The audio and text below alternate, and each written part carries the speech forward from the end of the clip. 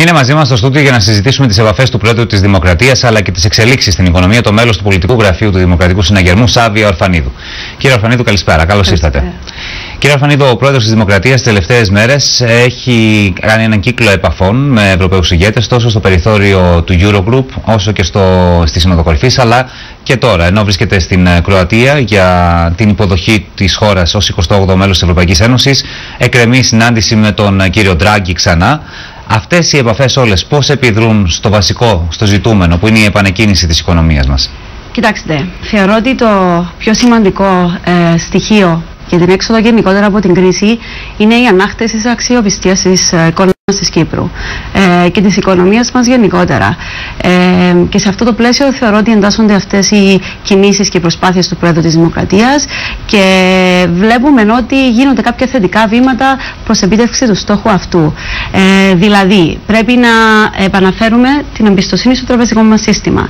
Έχουν γίνει προσπάθειες προς αυτή την κατεύθυνση μέσω των συναντήσεων που είχε ο Πρόεδρος της Δημοκρατίας με τον Πρόεδρο της Ευρωπαϊκής Κεντρικής Τράπεζας, τον κ. Ντράγκη. Θα ακολουθήσει και δεύτερη συνάντηση εντός των ημερών με τον Διοικητή και των Υπουργών Οικονομικών της Κύπρου.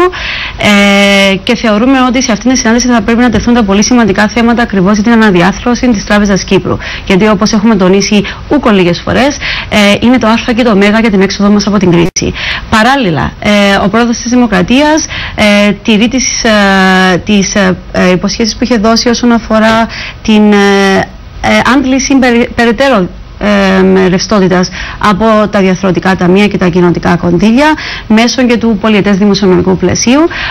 Φαίνεται ότι υπάρχει μια έτσι θετική παράγραφος στα συμπεράσματα της Συνόδου Κορυφής που αφορά την Κύπρο και ότι θα πρέπει να τύχει ίσης μεταχείρισης όπως και τις υπόλοιπες χώρες που βρίσκονται εντός μνημονίου.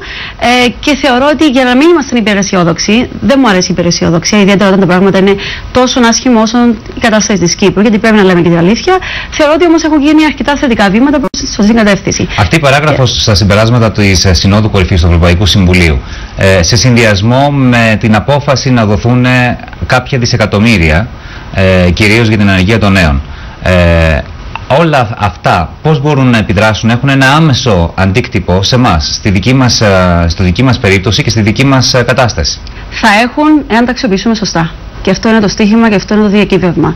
Γιατί κάναμε τις προσπάθειες για να πάρουμε τα κονδύλια και ευχόμαστε ότι τα λόγια της Ευρωπαϊκής Ένωσης θα μετουσιωθούν και σε πράξη και θα πρέπει να τα αξιοποιήσουμε σωστά. Τα 400 εκατομμύρια που έχουν ήδη εξαγγελθεί ότι θα δοθούν στην Κύπρο θα πρέπει να δοθούν μέσω κάποιων προγραμμάτων που θα καταρτήσει το Υπουργείο Οικονομικών στο πλαίσιο των αναπτυξιακών μέτρων. Θα μπορούμε επιτέλους να βάλουμε σε μια επανεκκίνηση κάποια μέτρα που επενδύσεις, να το πω καλύτερα έτσι, σε τομείς που θα πρέπει να επενδύσουμε ούτως ώστε η οικονομία μας να επανακινήσει.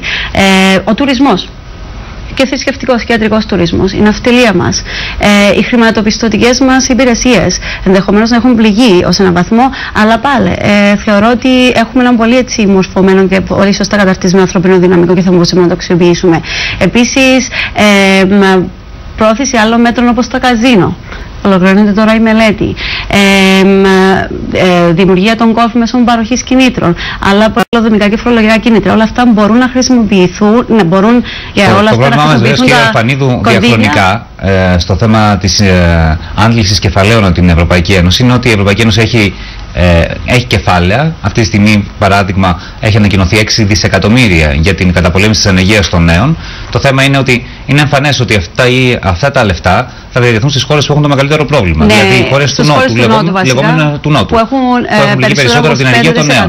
Το πρόβλημά μας διαχρονικά είναι το πώς αντλούμε αυτά τα κεφάλαια και το πώς τα αξιοποιούμε. Ακριβώς. Και για αυτόν τον σκοπό, καταρχάς θεωρώ ότι τα 6 δισεκατομμύρια είναι πολύ λίγα γενικότερα για το πρόβλημα που έχει δημιουργηθεί σε ευρωπαϊκό επίπεδο, και αυτό είναι απορρέει και από δηλώσεις και της Μέρκελ και του Βαν Ρομπάι και ακόμα και του Υπουργού της Γερμανίας, ότι το μεγαλύτερο μας πρόβλημα είναι η ανεργία και πρέπει να αναχαιτιστεί και πρέπει να αντιμετωπιστεί στη ρίζα της. Και προς αυτή την κατεύθυνση νομίζω γίνονται προσπάθειες, αλλά ακόμα υπάρχει περιθώριο. Σε εθνικό επίπεδο θα πρέπει να καταρτήσουμε ένα εθνικό σχέδιο στρατηγικής για την μεταφορά της πρωτοβουλίας εγγύησης νέων και την απασχόληση των νέων από το ευρωπαϊκό στο εθνικό επίπεδο, για να δούμε με ποιο τρόπο θα αντλήσουμε από αυτά τα 6 δισεκατομμύρια. Και νομίζω ήδη το Υπουργικό Συμβούλιο πριν λίγες μέρες έχει συμφωνήσει στο να χρησιμοποιήσουμε τεχνική βοήθεια ακριβώς για τον καταρτισμό αυτής της στρατηγικής. Πάλι, οφείλω να τονίσω ότι πρώτα είναι ωραία τα λόγια, αλλά πρέπει να τα μετουσιώσουμε σε πράξη, και νομίζω ότι εάν δουλέψουμε σωστά, μεθοδικά, υπεύθυνα, θα μπορέσουμε να το κάνουμε. Αυτό είναι να δείξουμε προς τα έξω μια σοβαρή και αξιόπιστη και υπεύθυνη εικόνα της Κύπρου. Κύριε Αρφανίδου, σας ευχαριστώ πολύ που ήσασταν από στα νέα του Αντένα. Καλό σας βράδυ.